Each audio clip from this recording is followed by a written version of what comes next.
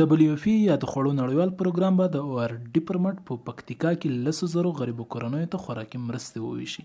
دا مرستې به د پکتیکا د مرکز په شمول لرې پرتو ولسوالیو ته هم ورسیږي، په داسې حال کې چې د مرکز په ګډون په ډیری ولسوالیو کې یادې مرستې ویشل شوې هم دي.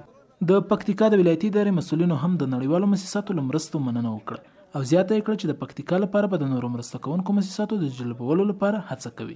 دموږ غوښتنه ده د ټولو مؤسساتو چې یو نړیوال چې هغه د افغانستان ولس سره بالخصوص د پکتیکا ولس سره چې ډېر کړېدلی او ځورېدلی او ډېر کمزوری ولس ده، ډېر خوار ولس هم ده، چې له هغوی ته نورې مرستې هم راسي او د خلک یو څه په سکون باندې سي.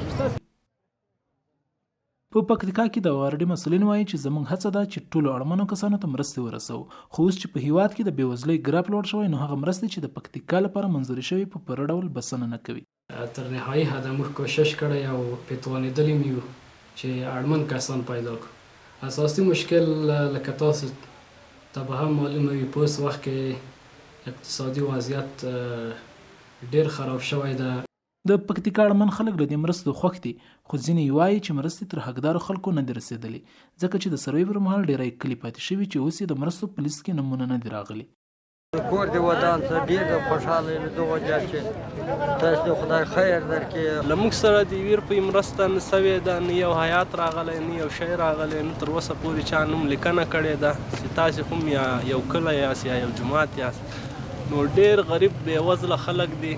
کومو پولیس دې جوړ کړی د وروره جانانه مستحق غریبان ډېر دي.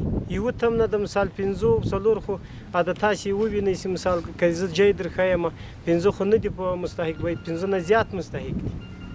د کلیو او پراختیا د ریاست مسؤلین وایي هغه کلي چې له سروې پاتې دي یا مرستې ورته نه دي رسېدلې په راتلونکي کې به په شفاف ډول مرستې ورسیږي.